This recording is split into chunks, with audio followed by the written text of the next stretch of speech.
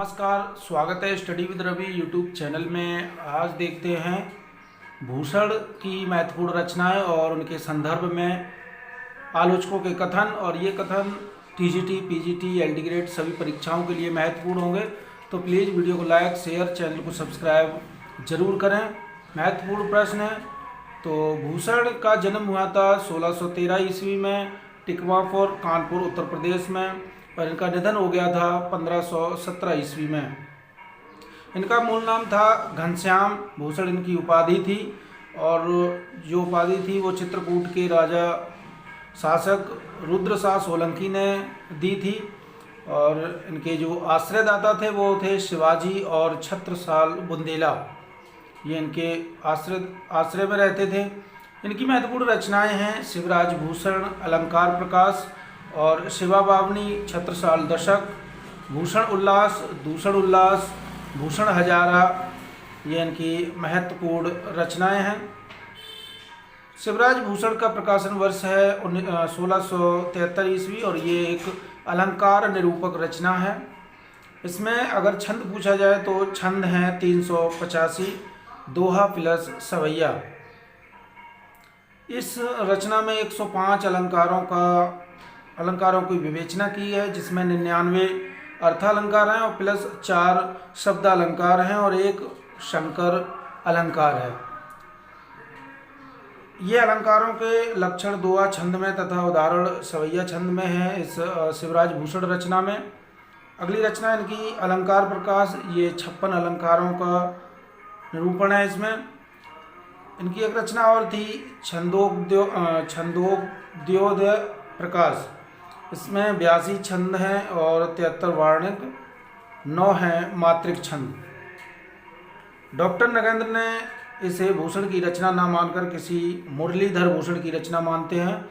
अगर प्रश्न आ जाए छंदोग्योदय प्रकाश जो है डॉक्टर नगेंद्र किसकी रचना मानते हैं, तो वो मानते हैं मुरलीधर भूषण की मानते हैं रचना। अगली रचना है शिवा बावनी। शिवा बावनी जो है वो शिवाजी की वीरता से संबंधित है और इसमें 52 कवित्व छंद हैं और ये एक वीर रस प्रधान रचना है। अगली रचना है छत्रसाल दशक। ये छत्रसाल बुंदेला की वीरता व यश का 10 छंदों में वर्णन किया गया है और इसमें जो है कवित्व और सवैया छंद हैं।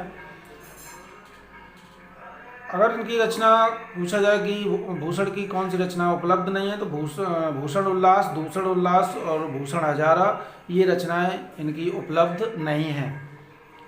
अब देखते हैं भूषण के संदर्भ में आलोचकों के महत्वपूर्ण कथन। तो भूषण हिंदू जाति के प्रतिनिधि कवि हैं, ये कथन किसका है? महत्वपूर्ण कथन है। तो भूषण हिंदू जाति के प्रतिनिधि कवि हैं, ये कथन है आचार्य रामचंद्र शुक्ल का। अगला कथन है शिवाजी और छत्रसाल की वीरता के वर्णनों को कोई कवियों की झूठी खुशामद नहीं कह सकता।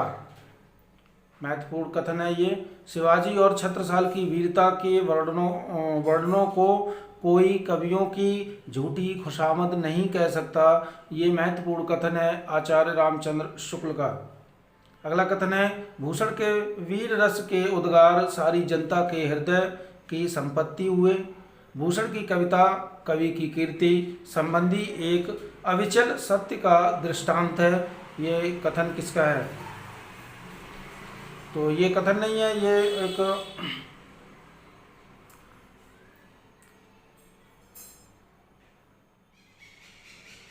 तो ये जो है निराला का कथन है, उक्ति है। भूषण हिंदी के सबसे बड़े कवि हैं, ये कथन किसका है? तो ये भी सूर्यकांत त्रिपाठी निराला का कथन है। अगला कथन है भूषण रीतिकाल के राष्ट्र कवि हैं। ये महत्वपूर्ण इनके संदर्भ में है।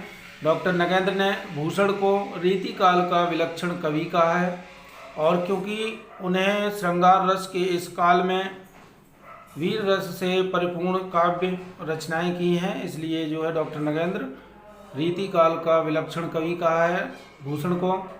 शुक्ल जी ने भूषण की भाषा की निंदा की। तो उन्होंने कहा था, भाषा में ओज की मात्रा तो पूरी है पर वह अधिकार अव्यवस्थित है। तो ये थे भूषण से संबंधित महत्वपूर्ण रचनाएं और उनके कथन। वीडियो पसंद आए तो लाइक, चैनल को सब्सक्राइब जरूर करें। Thank you.